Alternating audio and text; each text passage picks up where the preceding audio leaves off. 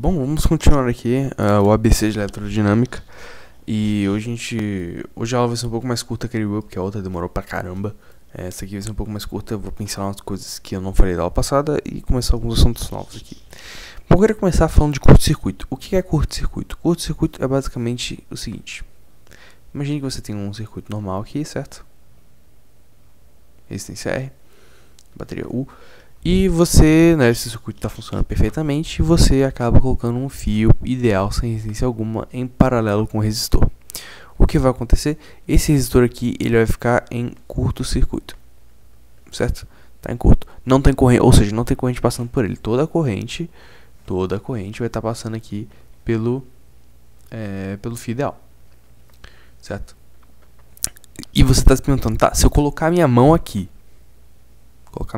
onde está esse resistor, eu não vou tomar choque? E eu te digo, você não vai tomar choque. Se tiver em curto-circuito, não vai tomar choque, tá? Porque não tem corrente elétrica passando por ele. E se você colocar outro resistor, que em essência, colocar sua mão ali é como se fosse colocar um outro resistor aqui, não vai acontecer nada, porque ele continua em curto, certo? Então, isso você está em curto-circuito, você tem algo em curto-circuito, certo? Quando você tem um fio ideal, ou quase ideal, em paralelo com ele, o que faz com que toda a corrente passe pelo fio ideal e não pelo resistor. Tá, por quê? Porque a corrente vai passar sempre pelo caminho com menor resistência. Tanto que quando que eu falei na aula passada, que se você tiver um resistor de 2R aqui e um resistor de R aqui, a corrente vai se dividir em duas partes, mas a maioria vai pra cá pra cima. Por quê? Porque em cima tem menos resistência. E resistência é algo ruim pra corrente, porque se resistência fosse uma coisa boa, ia ser chamado, tipo, sei lá, parque de diversão, não ia ser chamado de resistência, né? Convenhamos aí que esse seria o caso. Bom, e isso aqui pode ser uma coisa muito ruim pra você, na sua casa, por exemplo. O que acontece se um fio, vamos lá, você sabe que tem fios na sua parede, certo? Aqui tá a parede da sua casa, vou desenhar 3D aqui. E tem vários fios aqui dentro. Desenhar de outra cor pra ficar mais fácil de enxergar. E você tem vários fios aqui dentro. O que acontece se ocorrer um curto-circuito nesses fios? Ora, vamos voltar para a primeira lei, para a lei de Ohm. U é igual a R vezes I. Vamos botar valores arbitrários aqui. 220 volts é igual a 110 ohms vezes 2. Nossa, peguei valores horrorosos para ficar fazendo o que eu quero fazer. Eu pegava alinhar com a vida real, não ficou legal. 10 é igual a 10 vezes 1. Uma DDP de 10 volts com um resistor de 10 ohms vai gerar uma corrente de 1 ampere. Bacana? Bacana. Vamos diminuindo aos poucos aqui. 10 é igual a 5 vezes 2. Opa, a corrente já dobrou. 10 é igual a 0,1 vezes 100. Interessante. O que isso mostra pra gente? Conforme você vai diminuindo aqui a resistência para uma DDP fixa, isso que é muito importante, a DDP tem que ser fixa. Se você diminuir o R, você aumenta o I. E quando você faz esse R tender a zero, você faz o I tender ao infinito. E o que acontece quando você tem uma corrente infinita passando por um cabo? Esse cabo fatalmente, ele vai queimar.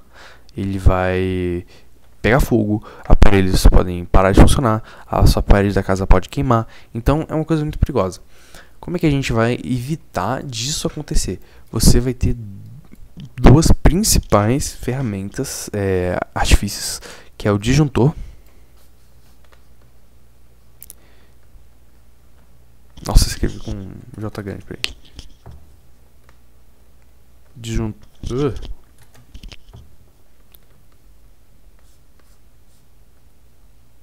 O disjuntor. Espera aí que alguém entrou no meu quarto. Tá, meu pai entrou aqui no meu quarto com a unha sangrando e queria cortar a unha. Tá, agora eu perdi minha caneta aqui. Bom, continua aqui a aula, deu tudo certo aqui. Continua aqui. Disjuntor. O que é o disjuntor? É o seguinte, você vai ter aqui o seu circuitão. Bacana. E você vai ter aqui o seu disjuntor que eu vou desenhar de azul. O que o disjuntor o que ele vai fazer? Qual é a função dele? Olha, esse disjuntor normalmente ele vai ter um limite de corrente, certo? Então vamos supor que por aqui, se passar mais de 10 ampere, ele desarma. O que vai acontecer? Ele vai abrir o circuito.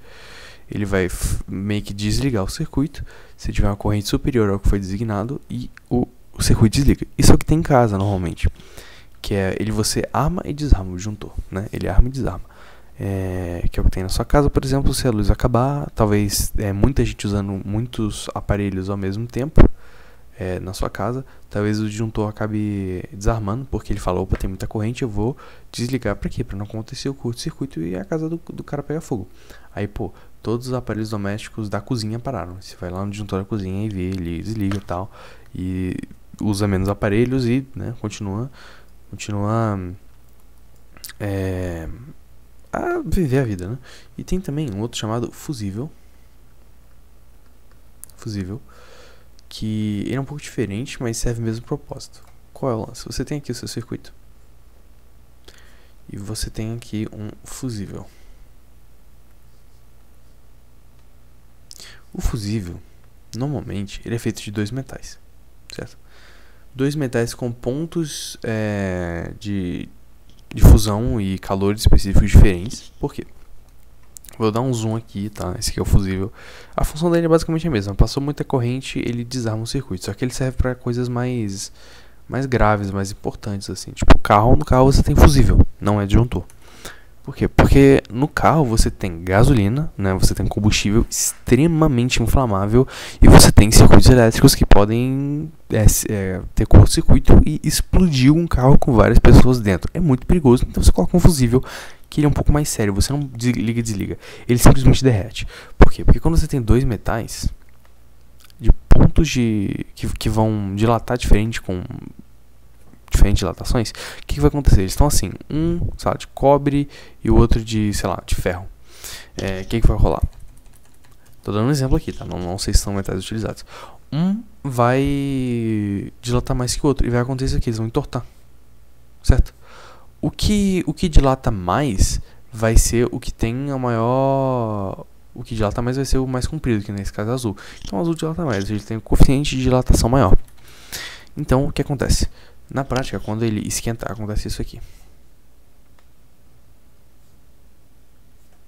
Beleza, ele esquentou e ele meio que faz uma curva e não... E o circuito tá aberto, não tá passando corrente nem nada. E você tem que trocar isso aqui. Ele não funfa mais, você vai lá e troca lá no mecânico, que seja. E você tá seguro aí, o seu carro não vai explodir com você dentro.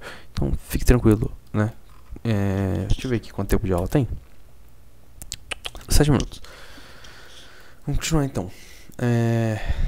Falei de curto-circuito, tá. Agora eu vou mostrar pra vocês isso aqui. Uma pergunta bem interessante. Eu quero que você calcule a REC, que a gente viu na aula passada, desse circuito aqui. Deixa eu ver se eu lembro. Se eu não me engano era assim, né? Era assim. Calcula a REC disso aqui. Aí você vai falar, pô, cara, tem dois fios ideais, sem resistência nenhuma, em paralelo com os resistores. Então aqui a REC é igual a zero. E esse circuito aqui tá em curto, certo? Errado. Não, ele não tá em curto. E eu vou mostrar pra vocês porque usando a técnica da aula passada. Isso aqui pode enganar muito, o circuito do jeito que ele tá desenhado pode enganar muito. Então eu vou mostrar aqui pra vocês. Qual é esse daqui? O potencial aqui é U. Aqui vai ser U também, certo? Porque, pô, aqui é U, então não tem nenhum resistor aqui. Então vai ser U do outro lado também. Só que vejamos que aqui e aqui não pode ser U também. Porque não tem um caminho sem resistência ligando o U a esse ponto. Então eu vou chamar ele de zero. Tá? E vamos então agora simplificar esse circuito colocando os dois pontos que tem. Você tem isso aqui, certo? Você tem aqui o U. E você tem aqui o zero.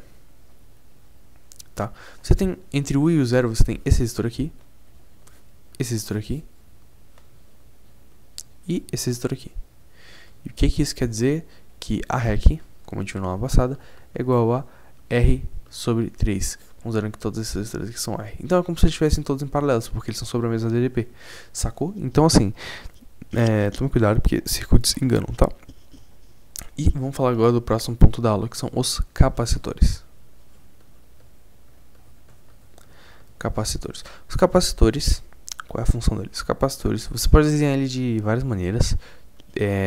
Tem gente que faz assim, que parece um gerador, por isso que eu não curto muito desenhar assim, mas é o mais comum. É o que os vestibulares mais não é assim.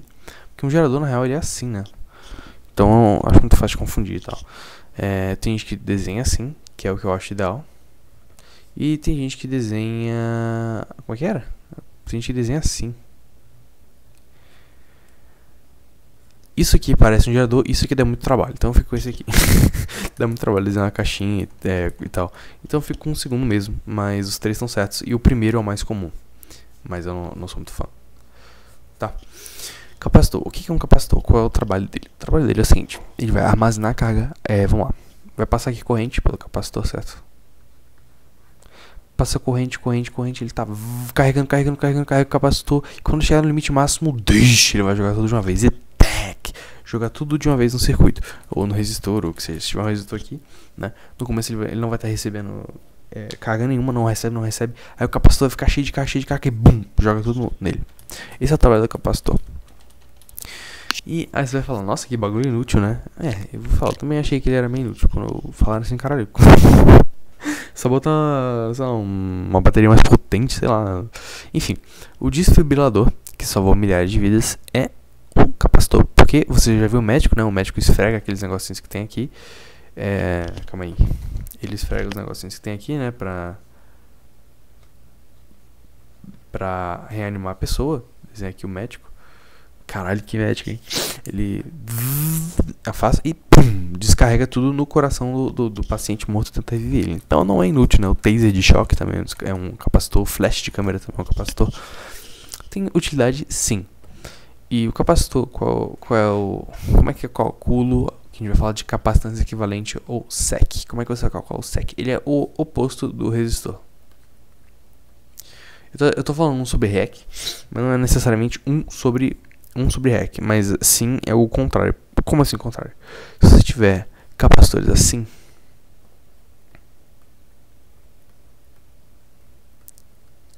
é análogo a você ter resistores, né, em série.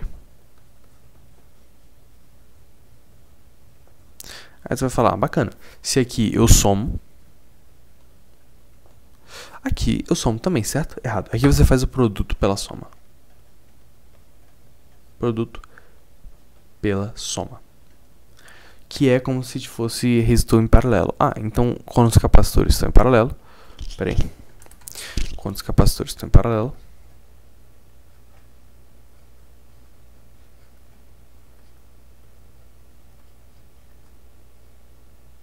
então eu vou somar eles, é isso que eu tô falando? Sim, aqui você soma. E aqui você faz o produto pela soma dos resistores. Então ele é o contrário. Ele é o contrário do resistor. Eu vou botar aqui prod vezes dividido pela soma. Prod sobre soma. Tá. Beleza, o contrário do resistor, tal. Agora a gente vai falar de uma coisa. Quando você armazena a carga num lugar só, do jeito que é o capacitor, o que acontece? Você tem energia, né? Armazenar aquela carga. Armazenar aquele capacitor. Energia. Não, primeiro eu vou falar da carga. O que? A carga aqui de um capacitor. Como eu sei qual é a carga máxima que um capacitor vai ter? Que? Ou no caso é a carga dele. É igual a capacitância. Que é igual a C, capacitância vezes a DDP. Sim, que cool. Parabéns. Uma fórmula que você nunca mais vai esquecer na sua vida. Carga é igual a capacitância vezes a DDP. E a energia de um capacitor é igual a C vezes U ao quadrado sobre 2. Energia e carga de capacitores aí para vocês. Você pode calcular a capacitância de um capacitor dado as especificações dele? Cara, pode. Mas eu não vou falar aqui porque não cai em lugar nenhum. Não cai em vestibular nenhum. Mas é interessante aí, talvez eu traga como curiosidade uma questão que talvez precise, porque você tem aqui as placas do capacitor, né? E depende da área da área do material e da distância aqui, e se eu não me engano também da permeabilidade do meio, permissibilidade, enfim, do que está no meio dele, do isolamento deles, beleza? Mas é isso que eu queria falar de capacitores. Ela ficou bem mais curta, 14 minutos.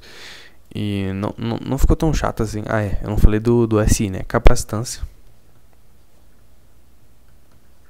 Capacitância é Eita, é medida em farad. Farad, que é diferente de Faraday, do cientista lá. É Farad, não é Faraday. E normalmente, né, na maioria das questões, os capacitores são dados em microfarad, tá? São 5 microfarad, aí tem um capacitor aqui e tal, né? Seja feliz. Beleza, então é basicamente, esses são as fórmulas do capacitor. É para isso que o capacitor serve e é assim que você acha a capacitância equivalente. Eu não vou encher isso aqui de exemplo, porque da última vez eu enchi de exemplo ficou meio grande e desnecessário. Mas é basicamente isso. Muito obrigado e até mais.